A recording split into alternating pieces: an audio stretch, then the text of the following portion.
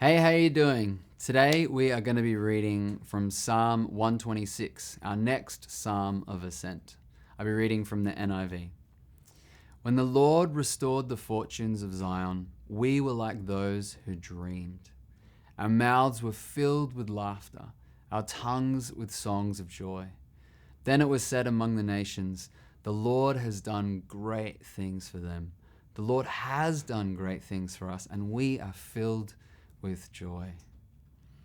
Restore our fortunes, Lord, like streams in the Negev. Those who sow with tears will reap with songs of joy. Those who go out weeping, carrying seed to sow, will return with songs of joy, carrying sheaves with them. So I want to dig into a few points of context here. It's unclear exactly when this psalm was written, but it is clear that it was written after the Jews had been exiled and they were returning to their homeland. The first half of the psalm is looking historically at what God has done with the Israelites. The second half is addressing their present. One of the things we might not realize is that when your land has been ravaged, there is a period of time where the land actually needs to be reworked to be fruitful again. Pretty foreign to us. This whole sowing in tears thing sounds so foreign too. Something that might help us connect with this is this. Did you know that you can do two things with the grains found in the head of wheat? One, you can grind it up and make bread for food. Or you can plant them because the grains in the head are actually the seeds that make more wheat. So here's the context. This was written in a time of great lack. Yes, they were happy and thankful to be returning home, but the land had been left unfertile, so they had to rebuild it again. So in this time of great lack and rebuilding, the Israelites are faced with a really difficult decision. My children are crying because they're hungry. Do my family and I eat all of our seed, or do we sow some of it? The phrase sowing in tears shows us that this was a really tough decision for them.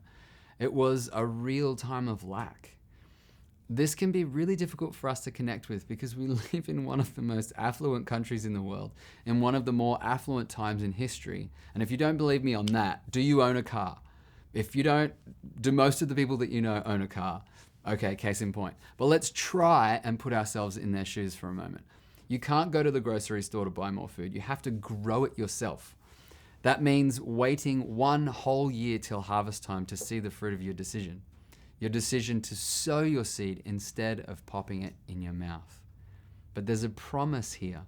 Those who make the hard decision to sow in tears will receive a joy-filled return. Another important piece of context. What is the Negev anyway? The Negev is a hot, dry region in the southern part of Israel that receives less than 20 centimeters of rainfall each year. The Negev desert features in Abraham's story and through the period of Israel's wandering through the wilderness. The name Negev actually means dry land in Hebrew. So in verse 4, where it says, restore our fortunes, Lord, like streams in the Negev, it's a picture of refreshing coming to dry lands. Something else I found really interesting, during the period that this psalm was written, the territory of the Negev resembled a figure 8 turned on its side, like an hourglass that's used to measure the passage of time that had been tipped over. So, what does this mean for us now? This ancient far-off land and agricultural society isn't our society. But if we zoom out from the agrarian context and look at it as a principle, I believe that God's going to speak something really powerful and really helpful to us. Something that we all can relate to is time. We all have time, and oh, how we value it. Tears have been shed over time, either time lost or ill spent. We have fond memories of the time that we have spent with someone that we love.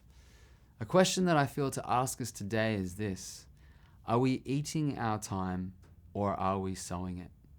Now, of course, we are to eat some of our time. You know, God has created the beauty of this world to be enjoyed.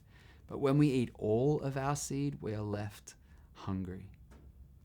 Today we live in an individualized Western way of living. You know, we work, we get money, we go to the shops, we buy food, we eat the food. It's just not how it was in their day. There was a dependence on the rain to grow the food. You know, God's way of life is a relational partnership. The sower must plant the seed, but it's God who brings the rain. It's an act of surrender and trust to sow our time.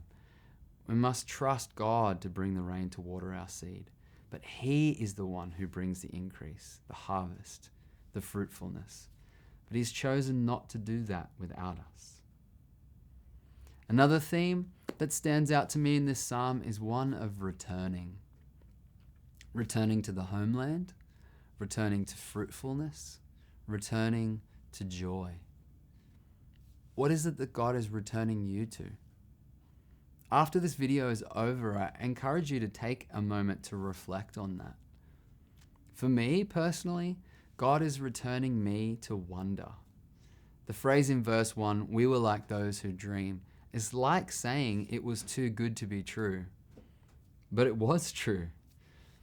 A person in wonder is like one who dreams. You know, it's easy to do church, do friendship, do marriage, do your relationship with God, to sow your time by clocking in and clocking out. But wonder is something altogether different. It is the substance of joy in all these things. You know, people that heed the wisdom of this psalm and sow even in tears position themselves under what God is pouring out. What if we could make choices to position ourselves under what God is already pouring out?